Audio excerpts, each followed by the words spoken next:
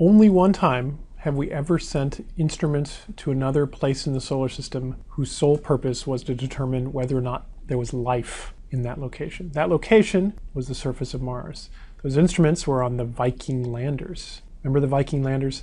Viking landers landed way back in 1976.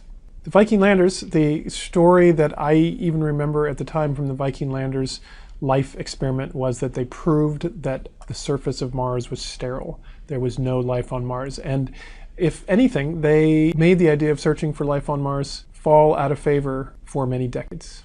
Let's go back and look at those results a little more carefully and see what we think. First, let's look at what really happened. So the Mars life experiment really consisted of 3 separate experiments. And this is going to be pretty cool. They were actually designed specifically to look for things that we would think that we would understand that life would do. What does life do? It's the metabolism. It's those waste products. It's those gases that they give off. Let's see how it works. First was the labeled release experiment. Labeled is a word that geochemists like to use. Labeled is where you take something normal like CO2, but you label it by taking the C and turning it into a different isotope, carbon-14, for example. If you label all of it as carbon-14, and you can then look and see where that specific molecule of carbon has gone.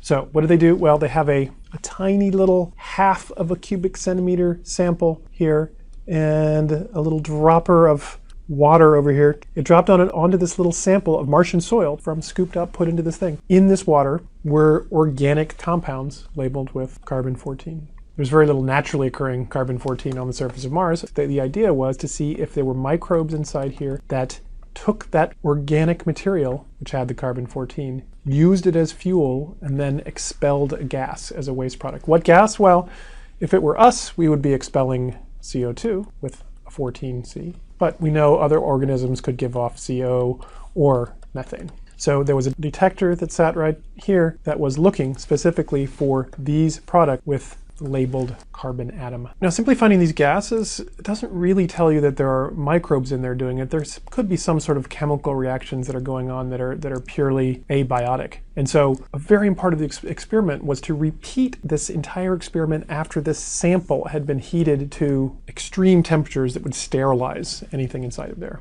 Okay, so what happened? The nutrients were put in there, and indeed, labeled gases came off. Something was going on. Heat the sample up to sterilize it, do it again, not the same sample, take a new sample, heat it up, sterilize it, and add the labeled nutrients in there and look to see what happens. Nothing happens. If you were the person who designed this experiment, you might at this point consider jumping up and down and saying you just discovered life on Mars. And in fact, that's what this person has been doing for most of the last 40 years. There's a big problem, though, which happened in an experiment that was not even part of the biology experiment. It was just an experiment that was designed to look for organics on Mars. Organics makes it sound like it's life, but organics are just any of these carbon compounds, those things that we were talking about, those long carbon chain things. And the idea is that all of these, you would need to have organics. If eating organics, like the stuff that was in the labeled release here, if that was an important part of the food sources of these putative microbes. And the experiment designed to look for organics found absolutely nothing. It found so little, in fact, that it was a shock. Organics are those things like the carbon that come in those carbonaceous chondrites. Carbonaceous chondrites hit the surface of Mars. Even that small amount of chondritic material, carbonaceous chondritic material coming from the meteorites, should have given enough organic material that there should be some trace amounts, and yet the detection was that there really is none. This is the result that led people to say that Mars is sterile. The actual biology experiments themselves, at this point, didn't much matter. If there are no organics, there are no microbes. There were 2 other experiments in the biology part, and they had more ambiguous results, so we're not going to worry about those, but we're just going to continue to focus on the labeled release experiment and on the experiment that showed that there were no organics.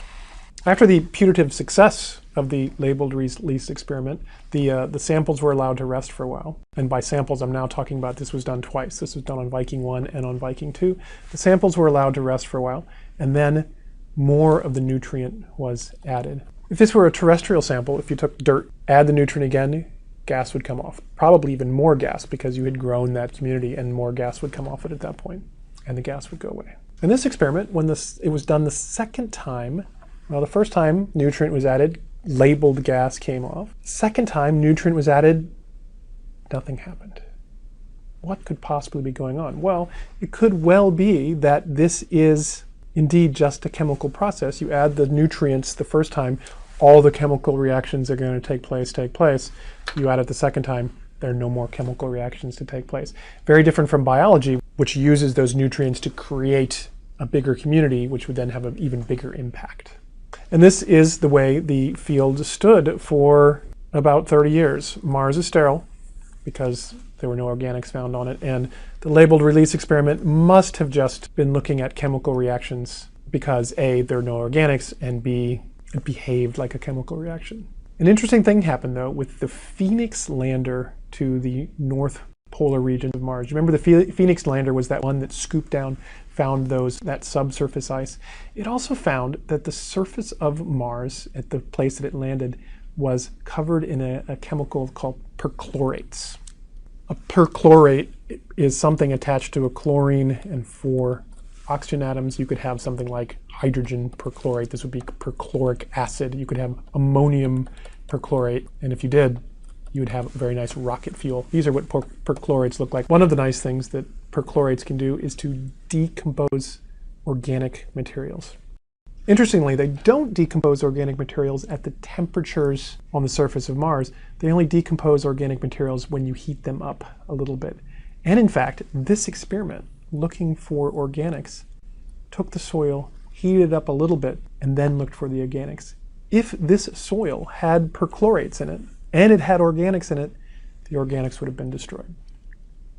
The fact that this experiment did not find organics, which has been really sort of a mystery for a long period of time, the fact that it didn't find organics suddenly makes sense. If perchlorates are a common thing on the surface of Mars, which we now know they are, then we would not expect this experiment to find organics. So whoa, suddenly Mars could have organics on the surface. Not huge quantities, but I think the number that has been quoted is that it could be 0.1% of the soil could be organics, and this experiment would not have detected them.